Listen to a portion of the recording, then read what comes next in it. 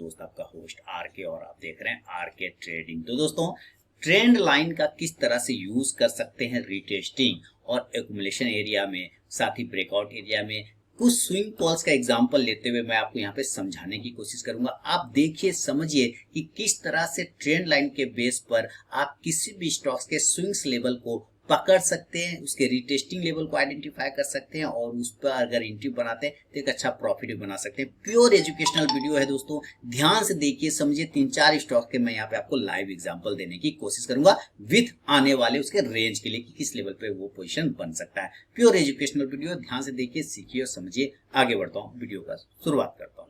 Amara Raja battery बढ़िया stock है। यहाँ से कोई अगर रिस्की ट्रेडर है तो मैं अमारा राजा बैटरी के बारे में काफी बुलिश हूँ। यहाँ पे अगर मैं पर्सनल बाइंग और सेलिंग की सलाह नहीं दे रहा आपको, बस यहाँ पे आपको चार्ट एनालिसिस बता रहा हूँ कि अमारा राजा बैटरी एक ऐसे जगह पर है जहाँ पर बाउंस आने की संभावना तीव्र हो जाता है, बहुत ही फास्ट हो जाता है, बहुत ही उचित जगह पर ये खड़ा है। और क्यों खड़ा है, कैसे खड़ा है, ये समझते हैं थोड़ा सा, तो आपको हमारा राजा बैटरी की चीजें समझ में आ जाएगी। देखिए, हमारा राजा बैटरी में यहाँ पे एक रेजिस्टेंस एरिया था जो कि आपको क्लियर दिख रहा है। उसी रेजिस्टेंस एरिया को इसने यहाँ पर क्लेम किया, यहाँ पर क्लेम किया, ब्रेकआउट भी किया। और अभी जो वो कर रहा है, इसको अगर आप मेरे व्यूवर हैं और तो मैं आपको हमेशा बताता रहता हूँ कि ये यहाँ पे कंसोलिडेट कर रहा है। क्या कर रहा है? कंसोलिडेट कर रहा है और साथ ही रीटेस्ट कर रहा है। अगर कंसोलिडेट और रीटेस्ट दोनों एक साथ होने लग जाए तो स्टॉक्स में बहुत कुछ होने की संभावना नजर आने लग जाती है।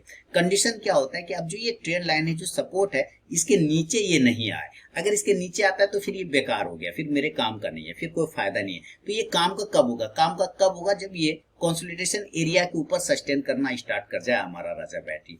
अगर हमारा राजा बैटरी इस कंसोलिडेशन एरिया के ऊपर सस्टेन करता हुआ रह जाता है तो आपको एक बेहतरीन मूवमेंट देखने को मिल सकता है हमारा राजा बैटरी। तो आप ये समझ पा रहे हैं कि ये जो हमारा ट्रेंड लाइन है, यही हमारा भीष्म पितामह है। अगर इसके ऊपर रह गया, अगर ये जिंदा रह गया तो कौरव जीतेगा, अगर ये मर गया तो कौरव हार जाएगा। तो कौरव तो हार ही गया था, लेकिन कब? जब भीष्म पितामह खत्म हो गए थे तब ना, यानी युद्ध क्षेत्र से वो हट गए या बाण से यहाँ पे लेट गया था। तो ये बाण से यहाँ पे हमारा राजा बैटरी कब लेटेगा? जब इस ट्रेंड लाइन के नीचे आ जाएगा। जब तक इस ट्रेंड लाइन के ऊपर खड़ा है तब तक इसको कोई प्रॉब्लम नहीं है। और एंट्री यहाँ पर अगर बनेगा तो वो 620 रुपए के ऊपर बनेगा। कितना के ऊपर बनेगा? 620 रुपए का, 620 के ऊपर एंट्री बनेगा और स्टॉप लॉस 580, 580 रुपए का एक स्टॉप लॉस लेके चलना होगा। और तब जो बड़े टारगेट आपको देखने को मिलेगा हमारा राजा बैटरी में, वो बनेगा दोस्तों 660 रुपए से लेके 700 रुपए तक का टारगेट आने वाले समय में हमारा राजा बैटरी बना सकता है। ये थोड़ा व्यू बन रहा है स्ट्रेंड लाइन के अकॉर्डिंग। अगर यहाँ से बाउंस करता है तो ये लेवल बन सकता है हमारा राजा बैटरी में, इसका ध्यान दीजिएगा। की तरफ चलते, एक अच्छा लेवल, बढ़िया लेवल। बर्जर पेंट क्या है? एक जबरदस्त स्टॉक्स है पेंट कंपनी में। और बर्जर पेंट में अगर आप देखते हैं तो सेम जैसे हमारा राजा बैटरी ने बिहेव किया, उसी तरह से बर्जर पेंट ने भी बिहेव किया हुआ है। आप यहाँ पे देख पा रहे हैं दो ट्रेंड लाइन इसके पास क्या है। चलिए जरा हम लोग फिर से विश्लेषण करते हैं बर्जर पेंट का। अब तो आप लोग सीख गए होंगे, मुझे कर करके भेजिए ना, एक स्टॉक्स पकड़िए, उसका एनालिसिस करके भेजिए। यहाँ पे देखिए क्या जबरदस्त रेजिस्टेंस एरिया था जो कि 700 रुपए के आसपास का था। एक लाइन लगा लेते हैं हम लोग, 700 रुपए के आसपास एक लाइन लगा लिया, ये लग गए लाइन, है ना। अब वहां से स्टॉक्स ने करेक्शन किया है स्टार्ट। करेक्शन करने के बाद लेकिन एक बेहतरीन फॉर्म में, एक बेहतरीन तरीके से, बेहतरीन स्ट्रक्चर से रेजिस्टेंस लिया। और यहाँ पे देखिए किस तरह से रेजिस्टेंस लेते हुए इस ट्रेंड लाइन को ब्रेकआउट किया। अब जब ये ट्रेंड लाइन ब्रेकआउट हुआ तो यही ट्रेंड लाइन इसका सपोर्ट एरिया यहाँ पे बन गया, है ना। और इसी सपोर्ट एरिया के पास से वापस से ये ब्रेकआउट कर गया, तो वापस से इस ट्रेंड लाइन के ऊपर सस्टेन हो गया, यानी कि दोनों ही ट्रेंड लाइन का ये ब्रेकआउट कर चुका है। अब थोड़ा सा चार्ट को अगर हम लोग जूम करें तो चार्ट को जूम करने के बाद हमें क्या पता चलता है कि ये ब्रेकआउट किया और उसी ट्रेंड लाइन के आसपास में आके फिर से एक बार रिटेस्ट कर लिया। यानी यहाँ पे इसने रिटेस्टिंग की जो प्रक्रिया है, रिटेस्टिंग का जो प्रोसेस है वो कंप्लीट कर चुका है। अब ये कंसोलिडेशन फेज में चला गया। अब ये रिटेस्टिंग के बाद कंसोलिडेशन फेज में चला गया। तो कंसोलिडेशन फेज हमारा इस लेवल पर ये होता रहेगा। हो सकता है 2-3 दिन, 4 दिन, 10 दिन हो जाए। हमें एक कंसोलिडेशन फेज का एक एरिया बनने का वेट करना है। याद रखिए, इस ट्रेंड लाइन के नीचे आएगा तो फिर हमारे काम का ये स्टॉक बिल्कुल भी नहीं रहेगा, कोई फायदा नहीं है इस नीचे में आने के बाद। हमें हमेशा इस कंसोलिडेशन एरिया के ऊपर लेने की कोशिश करना है। या तो आपको वापस से ये नीचे मिल जाए 500 पे, तब लीजिए, या फिर इस कंसोलिडेशन एरिया जो भी बनेगा इसके ऊपर लीजिए, तभी आपके काम का ये बन सकता है बर्जर पॉइंट। तो बर्जर पॉइंट अगर ये ऊपर के लेवल 615 के ऊपर सस्टेन करता है तो एक एंट्री बन सकता है। याद रखिए 615 के ऊपर एक एंट्री बनेगा और स्टॉप लॉस आप यहाँ पे छोटा सा 580 रुपए का लेके चल सकते हैं और टारगेट आपको यहाँ पे 635 से 650 रुपए तक का छोटा टारगेट आगे में नजर आ सकता है। आपको ये ध्यान रखना है। आपको बर्जर पॉइंट में बहुत ही जबरदस्त लेवल पर ट्रेड करता हुआ नजर आ रहा है। तो हमारा राजा बैटिंग बर्जर पॉइंट सेम कंडीशन से मैच करता हुआ स्टॉक्स है। तो मैं आपको यहाँ बता रहा हूँ कि किस तरह से आप ट्रेंड लाइन को यूज करके किसी भी स्टॉक्स को आइडेंटिफाई कर सकते हैं और ट्रेड ले सकते हैं स्विंग कॉल्स के लिए। तो उम्मीद है ये पसंद आ रहा होगा आपको। चलिए आगे बढ़ता हूँ।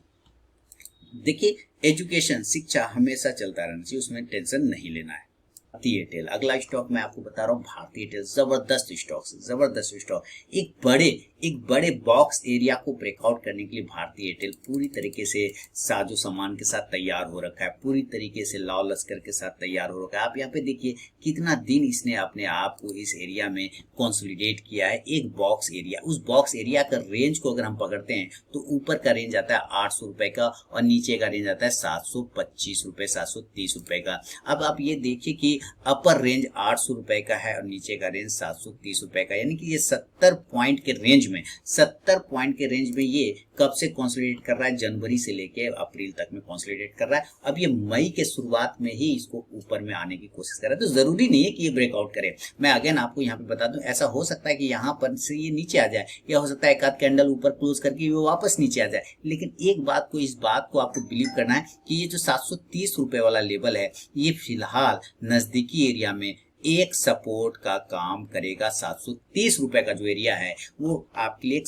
महत्वपूर्ण सपोर्ट का काम करेगा। तो अगर किसी को पोजीशन बनाने की जरूरत है भारतीय एयरटेल में तो 730 रुपए का वेल मेंटेन एसएल लगाना होगा। 730 रुपए का ये आपके लिए स्टॉप लॉस बन जाएगा, इस बात का ध्यान रखें। अच्छा, कुछ लोगों को सेफ एंट्री करना होगा, तो आप यहाँ पे भी देखें कि एक बेहतरीन तरीके से ट्रेंड लाइन को ब्रेकआउट करता हुआ ये स्टॉक नजर आ रहा है। आप देखते जाएं, चीजों को सीखते जाएं, समझते जाएं। यहाँ पे आप देखिए किस तरह से ये ट्रेंड लाइन को ब्रेकआउट कर चुका है। आपको मैं जूम करता हूं तो फिर मैं यहाँ आप नजर में आ जाएगा तो किस तरह से इसने इस ट्रेंड लाइन को ब्रेकआउट कर दिया और उसके ऊपर सस्टेन कर रहा है। तो ये ब्रेकआउट तो कर दिया ट्रेंड लाइन को, लेकिन रीटेस्ट नहीं किया है। क्या नहीं किया? रीटेस्ट नहीं किया। ये ब्रेकआउट किया है, लेकिन एक बार इसको नीचे आना चाहिए, इस एरिया के आसपास में वापस से आना चाहिए। तो आपको भारतीय एयरटेल में पोजीशन बना सकते हैं। अगर ये नीचे के एरिया पे आपको 780 के आसपास मिलता है रीटेस्टिंग करते वक्त, और ऊपर के लेवल 805 के ऊपर, ये दो ऐसे एरिया हैं जिसके ऊपर आपको भारतीय एयरटेल में एक बाय का पोजीशन बनेगा। लेकिन इस कंडीशन में स्टॉप लॉस तो आपको भाई साहब 730 रुपए का ही रखना पड़ेगा। इसका कोई उपाय ही नहीं है, क्योंकि वो रेंज है उसका, उस एरिया का, उसके नीचे वो नहीं जा रहा है। हाँ, 730 रुपए के नीचे अगर वो निकल जाता है तो आपको एग्जिट भी बड़े प्यार से करना पड़ेगा। तो याद रखिए ये कंडीशन हमेशा मार्केट में बना रहेगा कि आप लेंगे स्टॉक और स्टॉक नीचे आ जाएगा। आपको वेट करना है, आपको पेशेंस करना है अपने रिस्क मैनेजमेंट के साथ में। तो ये एंट्री पॉइंट बनता है और ये स्टॉप लॉस बनता है। ऊपर फिर बड़े टारगेट आपको बनेंगे, क्योंकि अगर वेट करते हैं तो आपको पेशेंस का, सब्र का फल भी यहाँ पे मिलता है। ऊपर जो टारगेट बनेंगे वो 850 से लेके 900 तक के ये टारगेट आपको बड़े वाले देखने को मिल सकता है भारतीय एयरटेल में। रीजन आप समझ गए क्यों बता रहा हूं मैं। भारतीय एयरटेल यहाँ पे एक बड़े कंसोलिडेशन एरिया का ब्रेकआउट करता हुआ ये स्टॉक्स नजर आ रहा है और उसी एरिया के पास में ट्रेंड लाइन को ब्रेकआउट भी कर रहा है। तो आप इस चीजों को समझ रहे हैं कि किस तरह से बॉक्स और ट्रेंड लाइन का गेम हो रहा है यहाँ पर। अब आपको चीजें क्लियर होती जा रही होगी कि किस तरह से आपको स्विंग कॉल्स को भी आप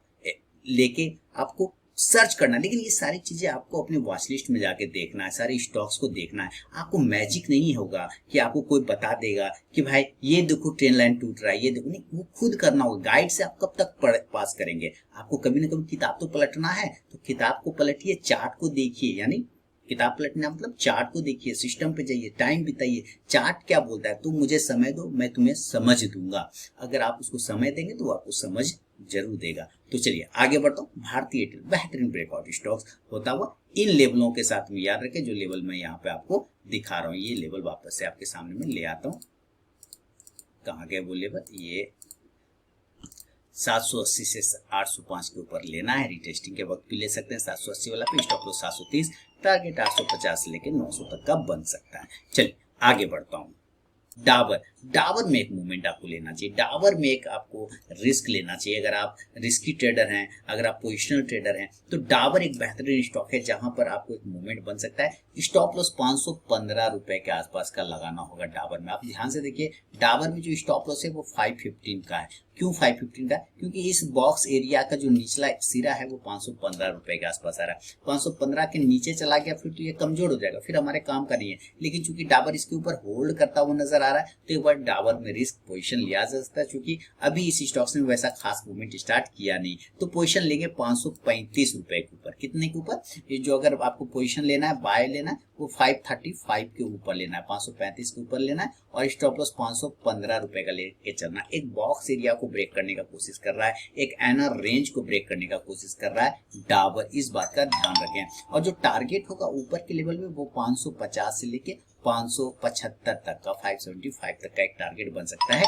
डाबर में, तो इसका ध्यान रखें दोस्तों। डाबर, ये था अगला स्टॉक डाबर। तो देखा दोस्तों किस तरह से मैंने आपको लाइव एग्जांपल के साथ समझाया कि किस तरह से ट्रेंड लाइन का यूज करना चाहिए आपको, किस तरह से बॉक्स एरिया को यूज करना चाहिए, कहां पर से वो रीटेस्टिंग होगा, कहां से एक्यूमुलेशन होगा, कहां पर से वो बाउंस करेगा, कहां से वो रिजेक्शन लेगा। इस चीज को मैंने आपको प्रॉपर समझाया। तो पसंद आया हो ये मेरा छोटा सा कोशिश, तो जरूर फीडबैक करिए। आप भी एनालिसिस करते रहिए, मेरे साथ शेयर करते रहिए अपने स्टॉक को। मेरे मोबाइल ऐप के थ्रू वहां पे चैट बॉक्स में आप भेज सकते हैं, जहां पर मैं आपके एनालिसिस को देख सकता हूं। तो चलिए मिलूंगा नेक्स्ट वीडियो में। पसंद आया हो ये कोशिश तो जरूर कमेंट करके बताएं। तब तक के लिए बहुत बहुत धन्यवाद दोस्तों।